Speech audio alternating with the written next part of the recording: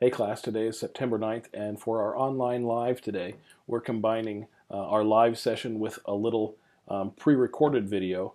We had some technical difficulties getting some things worked out near the beginning of the video, so we missed the first part of the capture. So I'm going to redo that for you here live, and then we'll join the class for the rest of the lecture.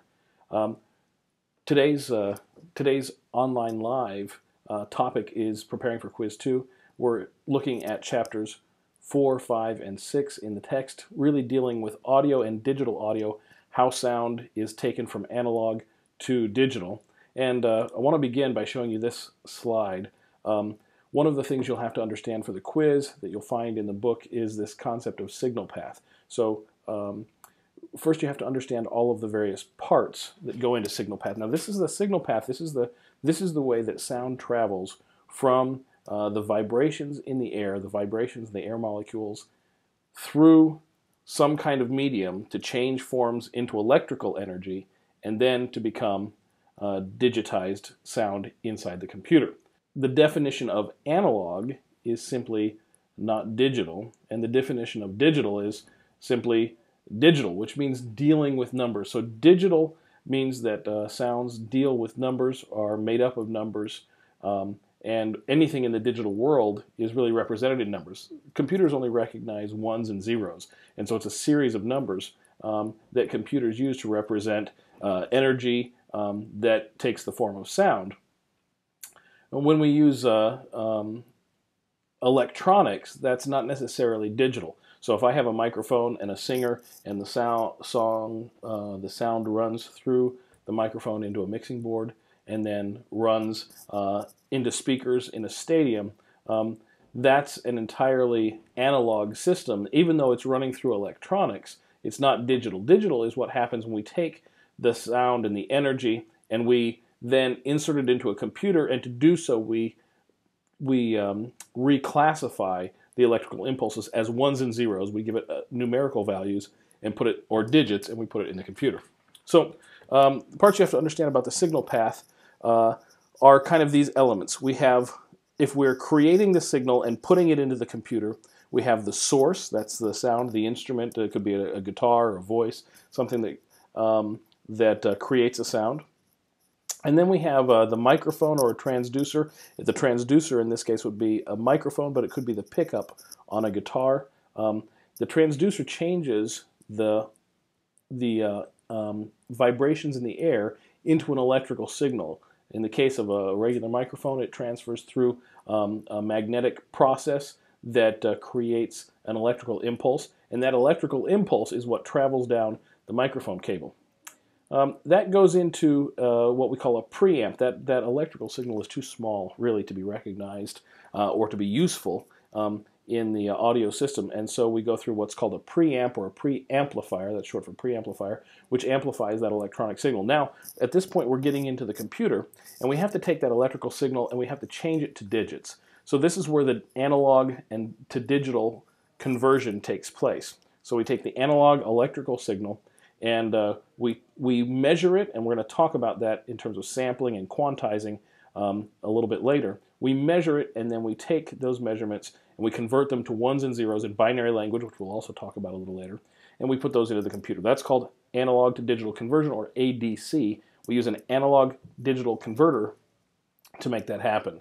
And then the sound goes into the computer. So there's our signal path from an analog sound in the air, an air molecule vibrating back and forth, going through a microphone to become electrical signals, amplified in the preamp, and converted in the ADC into a digital numerical representation, and then that is stored in the computer and manipulated in the computer. Now, going the other direction, from the computer out to the sound. So if I take sound that's digitized in my computer and I want to hear it as sound, I want to play it back, I have to go from the computer into the digital to analog converter. So this is a DAC. I need to convert from digital, from numbers, back to electrical impulses as analog sound.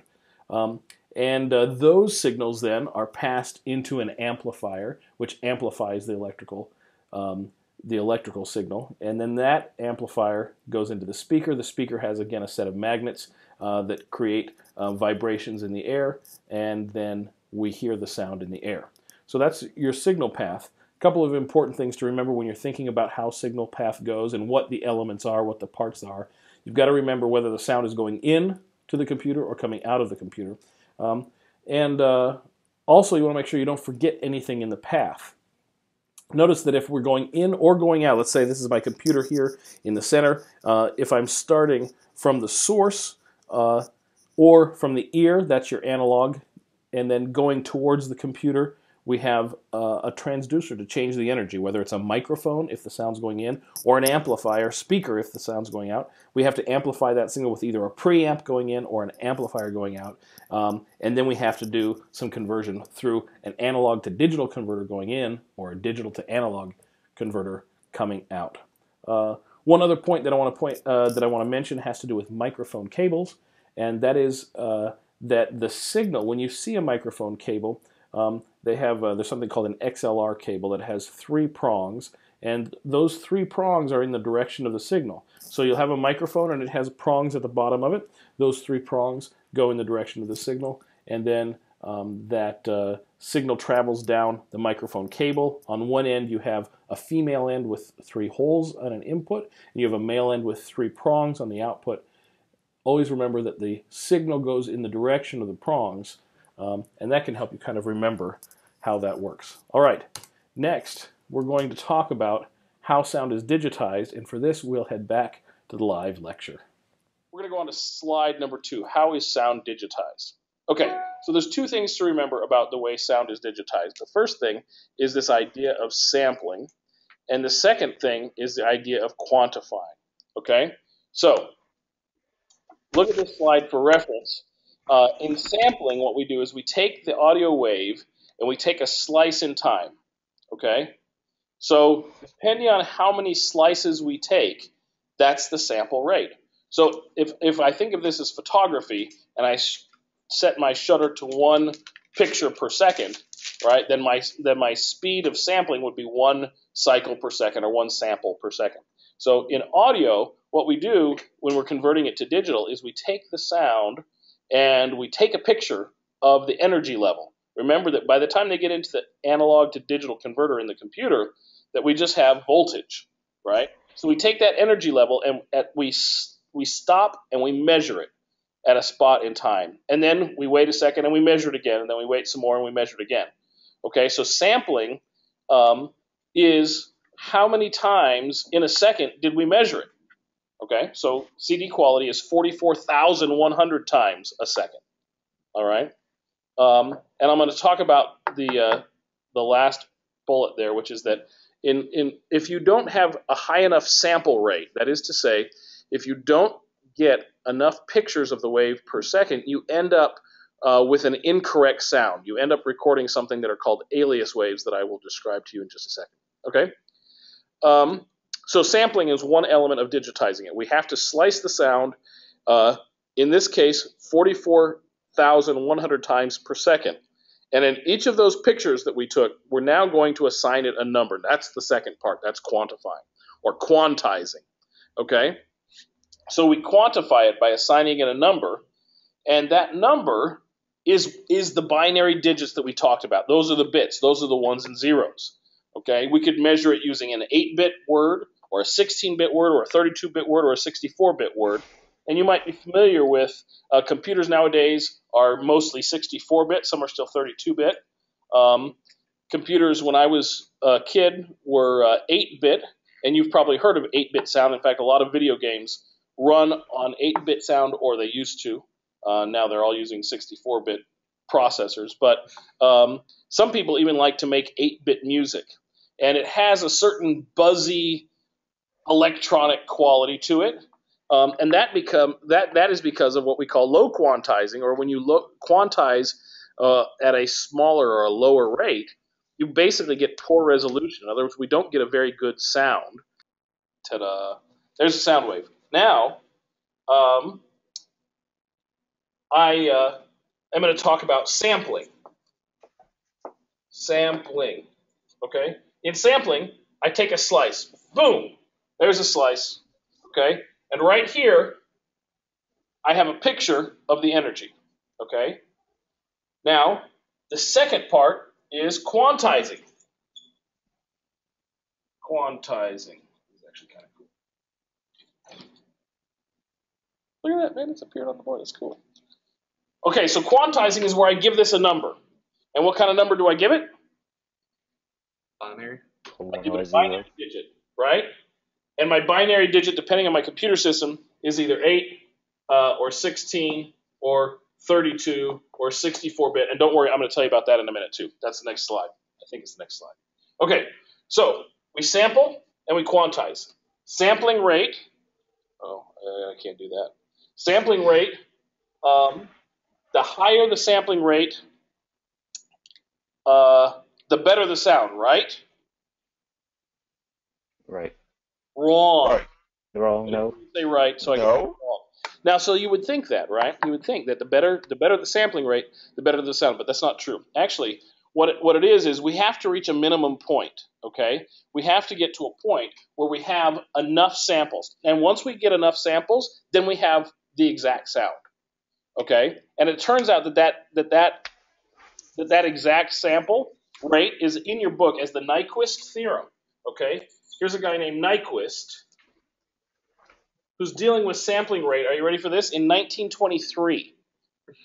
1923. The whole concept of digital ideas and everything didn't even exist. But he's talking about sampling rate. And he discovered that what you have to do is he's looking at a wave, right? And he's going to take samples of it. And he's saying, well, how many pictures of the wave do I need? Right? So, I mean, if you would look at this and guess, well, geez, I wonder how many pictures of the wave we need. Obviously, if I have one picture of the wave, that doesn't seem like it would be enough, right? So one picture is not enough because what about all this stuff in between? Okay, and so then we start adding pictures. What if we had 2 pictures of the wave? I got one at the top part and one at the bottom part. That would give me 2 numbers. Would that be enough? Well, yeah, but sometimes maybe it's high or it's low. What if it's an irregular wave and it does stuff in the middle, right? So maybe we need 3, maybe we need 4, maybe we need 10. Well, guess what? Here's what he discovered and proved mathematically, that what you need is only 2 pictures of the wave. 2. You only need 2. And if you can come up with 2 pictures of the wave, then you have a perfect representation of the wave. So here's the interesting thing. Sound waves are different sizes, right? So if I have a sound wave that is oscillating back and forth, such a nice wave. I hate to erase it. It was so nice. But if I have a sound wave that is oscillating, an air molecule that's vibrating, oscillating back and forth, that's kind of cool. Well, let's take A440. It's about here. Okay, here's A440. So every second, there are 440 of these going through the air. Okay? So how many pictures per second do I have to take of this wave? There are 440 waves per second. This is hertz, cycles per second, right? Hertz, 440 hertz. So how many samples do I have to take? 2. I have to take 2 samples of every wave, right? Yeah. So in 1 second, how many samples am I going to take? 880. Did you guys get that? That's interesting. Wow. Cool. So do you understand that? So if my wave is 440 hertz, I've got 440 of them in a second. In a second, I got to take 880 pictures. 1, 2, 3, 4, 5, 6, 7, 8, until I get to 880, because in 1 second, that's how many times the wave appears. Is that clear enough? Mm-hmm. Okay, so here's the crazy thing, right? We learned last week that you can hear anything from 20 cycles per second all the way up to 20,000 cycles per second. So there are molecules out there that are vibrating as fast as 20,000 cycles per second, and we can hear that. So if I want to record that, if I want to record this sound, how many pictures do I have to take? I have to take 40,000. You guys got it. Everybody got it. Perfect. You got to take 40,000 pictures, right? And you notice that CD quality is 44,100. The reason for that is that there actually may be some sounds that exist out there that are like at 21,000 or 22,000 or 23,000. Okay, so there may be some sounds that. Let's see what that does. There may be some sounds out there in the air, and I don't necessarily, I can't hear those, but if I capture them at something less than twice this number, we'll get to that problem that I mentioned, which was that we get an incorrect sound. There's something called an alias wave, and you can read about this in the book. I won't go into it now. Okay? An alias wave basically means I didn't get enough pictures, and the basic concept is this. Here's my wave. Okay? If I take less than 2 pictures, let's say I take a picture here and I take a picture here. Okay? So I didn't get 2. Here's my wave from here to here. I didn't get 2 pictures of it, right? No, from there to there. I didn't get 2 pictures of it. I got less than 2 pictures of it, but all of a sudden I have a node here and a node here, and guess what I created? I created a new wave.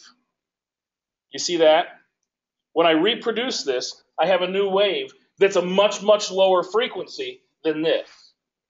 Okay? So that's the problem with not having enough samples. They discovered that having about 44,100 samples, and then you put a filter on the end that keeps any of these sounds above 20,000 from coming into the system, and then you're okay and you stay away from alias waves. Turns out there's tons of waves out there that are much higher than this. We just can't hear them. We don't want to capture them in our microphones, okay? Because we'll end up with the wrong sounds coming out. Now, interestingly, what you see all the time is recording studios that say, we will sample at 92,000 samples per second, okay? It doesn't matter. It's ridiculous. Because what do you need? You only need 44,000. Well, you only really need 40,000. And then there are ones that will say, we sample at 192,000 samples per second. Do you know that this is actually the standard in recording studios today? And if you go to a recording engineer and you say to him, how come you sample 192,000 samples per second? And he'll say, because it sounds better than sampling at 44,000 cycles per second. And he's totally wrong. He's completely lying. It's not true. It's totally superfluous. It's ridiculous. But it's like saying, hey, my car is shinier than your car. Okay, so it's like a competitive thing. They simply don't understand the fundamentals of how waves are how sound is digitized. Okay. Everybody clear on that? Yes, sir. Yes, sir. It's kind of cool, huh? Surprising even. So the next thing is quantizing, right? So when I quantize, so I've got my wave here, and I'm going to give it a number, and all I can do is I can only talk to the computer in ones and zeros. Computers only understand ones and zeros. In fact, have you ever seen the on-off switch of a computer? Did you ever notice that it looks like this? Yep. So 1 is on and 0 is off. So I can only talk in ones and zeros, and I can't count very high with ones and zeros. I can say 0 or I can say 1.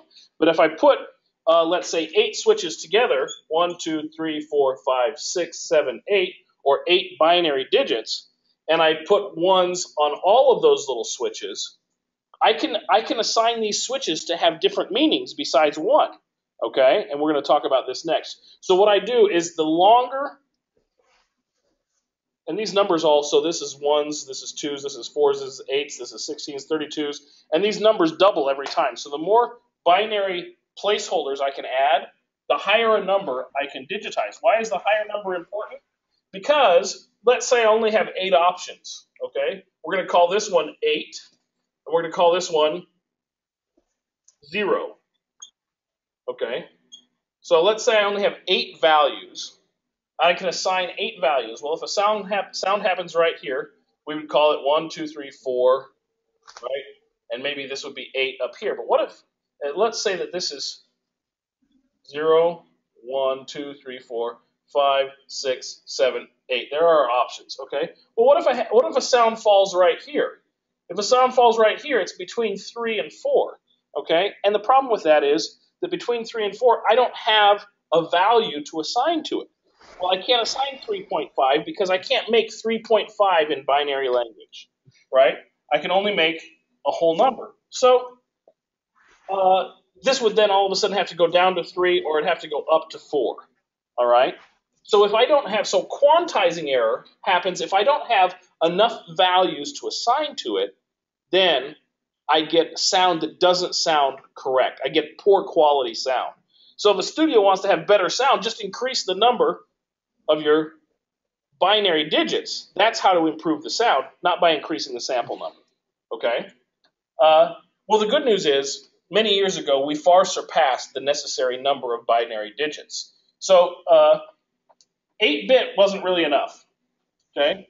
But it turns out 32-bit is enough, and 64-bit is just plain flat ridiculous. All right, let me show you this next slide. So I'm going to go back. Okay, we're getting the hang of this. Stay with me.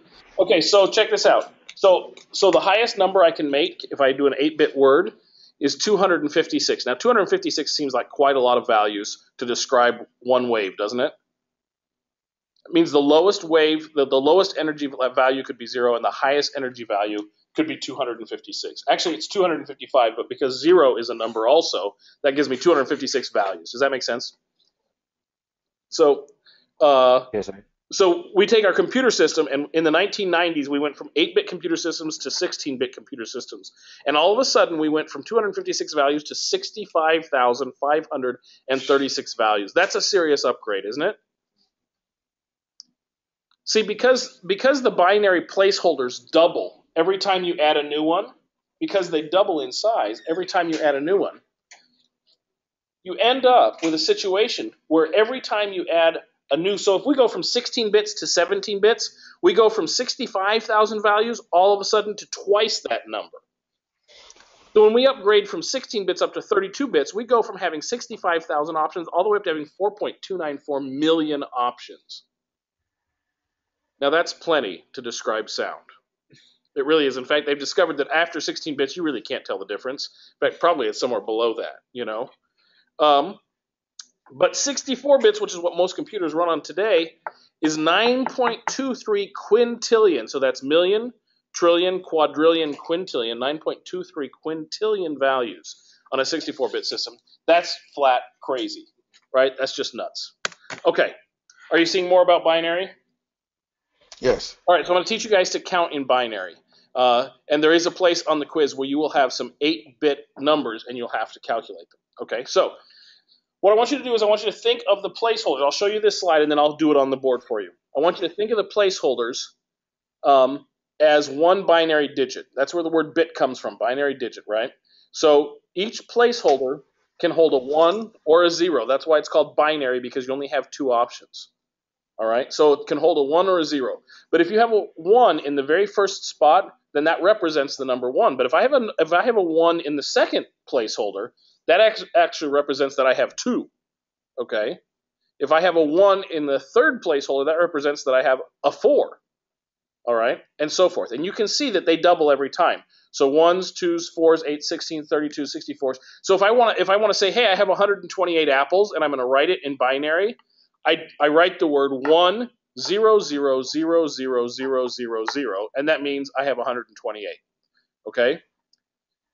Notice that you can calculate by adding up the numbers by wherever there's a 1, and you see that I have the examples there. Okay, I'm gonna go back to my whiteboard now. 2, 3, 4, 5, 6.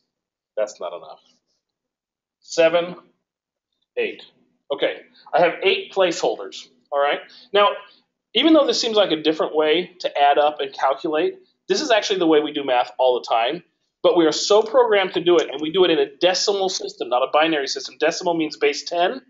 Okay, we're so programmed to do it, we don't ever think about it. But look, it's just placeholders when we do math too. Okay, look, this is the 1s, this is the 10s, and the same thing, hundreds, thousands. Do you see what happens? You multiply the base, if it's base 10, times 2, and you get the next level. Okay, or in this case, you multiply 10 by 10, and you get the next level. So 10, 100, 1,000, and so forth, right? So if I have a number that looks like this, 28, we know what that means. It means I have 28 apples, right? But in decimals, which is tens, in base 10, I can have a 0. I can have 10 options up here. 0, 1, 2, 3, 4, 5, 6, 7, 8, or 9. I have 10 options. And then I move to the next one. These are 10s, and I have 10 options here. Okay, so you easily understand how to think this way. You don't have to think, wait, I wonder which placeholder it is, right? We're just programmed this way. But what if they programmed us in binary? I mean, we could have all been programmed in binary, and then when you saw a number like this, you'd be like, oh, yeah, I know what number that is. Even though this looks like Greek to us, right? So let's figure out the number. So 1s, 2s, 4s, 8s, 16s, 32s, 64s, and 128s. Okay? Crap. Somebody trying to get hold of Nick. 128s. Okay, is everybody good with this so far? Now, Yes. all I have to do is I have to add them up. So I have a 2, right, plus a 4. I have a 16. I have a 32. And I have a 128. I'm going to add all those together. 10, 16, 22. 2, carry the 1, 1, 2, 5, 6, 7, 1. This number is 172. Okay? 172. Just like that. Now, that didn't seem that hard, right? And I wouldn't want to do it under pressure. I wouldn't want somebody to flash one of these numbers and tell me I had 1 second to know what the number was, right? Because my brain doesn't work that way. I'm not conversant in this. But I can easily add it up. Do you see how you can calculate it? Mm-hmm. This is how we get that value that I talked about. That's the maximum number of values. Because if I put a 1 in, oops, can't do that, not in binary. If I put a 1 in every placeholder, and I add these numbers together, 128 plus 64 plus 72 plus 16 plus 8 plus 4 plus 2 plus 1 equals, turns out that number is 255, right? Yeah. 255, but I could also have all zeros. That gives me the option of 0. I have 256 values, right? There's a shortcut to this, and that is to take this number times 2. Whatever the highest number is, you add 2. Now, here's what's cool. If I add one more space holder here, where I got a room on my whiteboard, if I add one more space holder, it becomes 128 times 2, that's 256. Now, all of a sudden, instead of having 255 options, I have 256 times 2, which is, right, 512 options. So as soon as I add another placeholder, I keep doubling the number of options. And that's why when I go from 8 to 16, all of a sudden I go from 255 options all of a sudden to 35,500 options. That's cool, right? It grows exponentially. That makes binary super friggin' helpful for computers to talk about. As their language, right? Because all you have to do is add a switch and you get so much more information. So there you go.